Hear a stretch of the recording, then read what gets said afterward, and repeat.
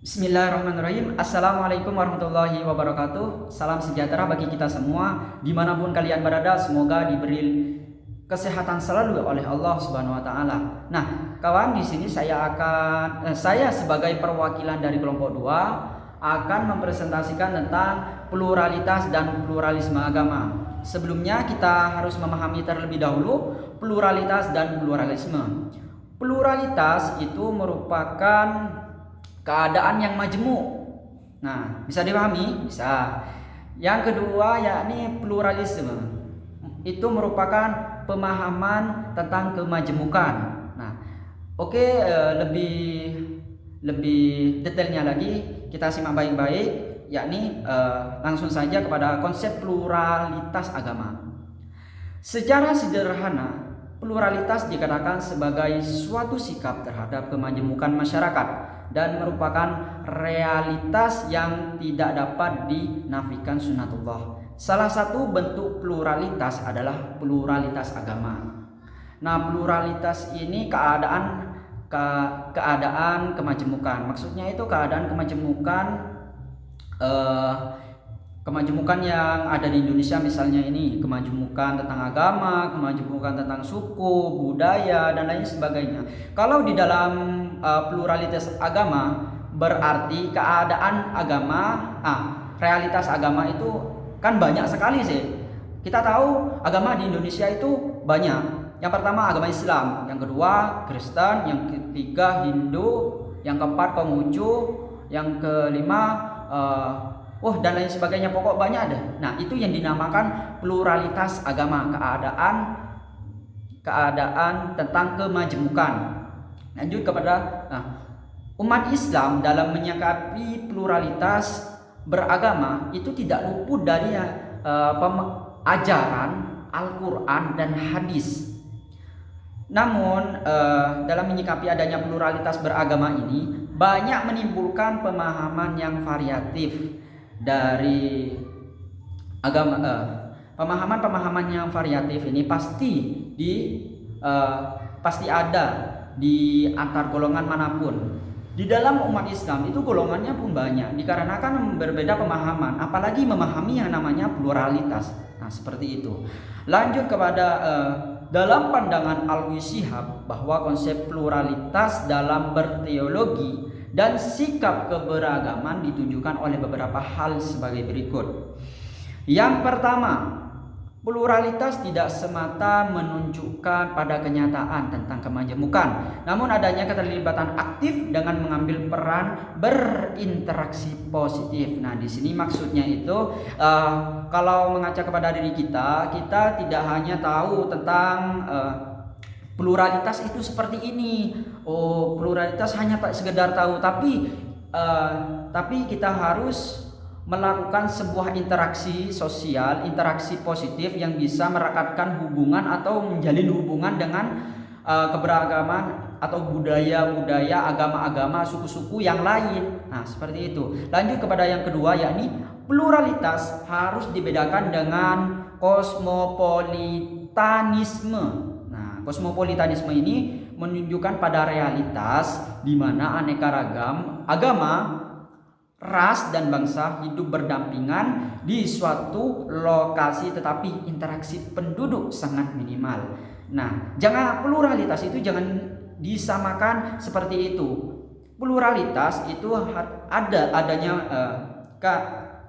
di Indonesia sendiri. Kita tahu bahwasanya kita berdampingan dengan agama-agama yang lain, ras juga berbeda-beda. Dalam satu penduduk pun itu juga banyak perbedaan-perbedaan di sana.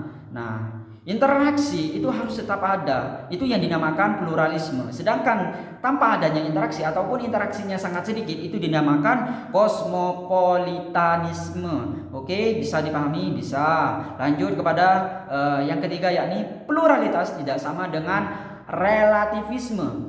Bahwa relativisme memandang setiap agama harus dinyatakan sama benarnya, sedangkan pluralitas mengakui kebenaran agama masing-masing, hanya saja tidak merasa memonopoli. Nah, di sini maksudnya itu Pluralitas kenapa kok tidak sama dengan relativisme? Karena yang namanya pluralitas itu tidak menganggap semua agama itu benar, tapi hanya agama itu baik seperti itu. Karena yang namanya kebenaran itu adalah merupakan suatu hal yang relatif. Setiap agama mempunyai keyakinan masing-masing, mempunyai Tuhan ini, agama ini mempunyai Tuhan itu, agama ini mempunyai Tuhan ini. Nah, seperti itu. Langsung saja kepada pluralitas, agama tidak sama dengan sinkretisme, yakni menciptakan suatu agama baru. Nah, ini yang perlu kita pahami. Pluralitas agama itu tidak sama dengan sinkretisme. Sinkretisme itu adalah menciptakan sebuah agama, buat agama baru, itulah cara pahamnya, sederhana mungkin. Membuat agama baru yang pemahamannya itu dicampur dengan agama-agama yang sudah ada. Misalnya nih, agama A dicampur dengan agama Islam, agama Kristen, agama Konghucu, agama Buddha, agama Katolik dan lain sebagainya, itu dijadikan satu. Nah, yang namanya pluralitas itu tidak seperti itu, kawan. Nah, oke, lanjut kepada pluralitas agama menyimpan potensi sekaligus bahaya sendiri. Kemajemukan agama itu bisa menjadi potensi yang kuat apabila kemajemukan tersebut dihargai dan diterima dengan bijaksana oleh masyarakat. Nah, lanjut kepada konsep pluralisme agama. Pluralisme adalah suatu keadaan atau paham dalam masyarakat. Nah, kan saya sudah menyampaikan tadi, pluralisme itu adalah sebuah pemahaman tentang keberagaman ataupun keadaan, pemahaman tentang agama. Oh, agama Islam seperti ini, agama Hindu oh seperti ini, agama Konghucu oh seperti ini. Nah, seperti itu. Misal kalau dalam ajaran agama Islam itu Tuhannya Allah Subhanahu wa taala, seperti apa yang kita anut dan kita yakini selama ini. Kalau mengaca kepada agama Kristen, oh agama Kristen itu Tuhannya Yesus. Nah, seperti itu. Oh, kalau Hindu itu agama Tuhannya seperti itu. Oh. Nah, itu yang dinamakan pluralisme, kawan. Lanjut, pluralisme agama adalah suatu konsep yang punya makna yang luas berkaitan dengan penerimaan terhadap agama-agama yang berbeda-beda. Nah, lanjut, salah satu teolog Kristen yang terkenal sebagai pengusung paham ini, R.C.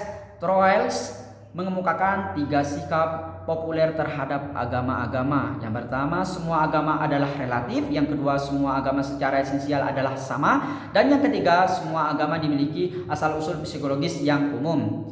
Lanjut, di Indonesia penyebaran paham ini sudah sangat meluas, baik dalam tataran wacana publik ataupun buku-buku di perguruan tinggi.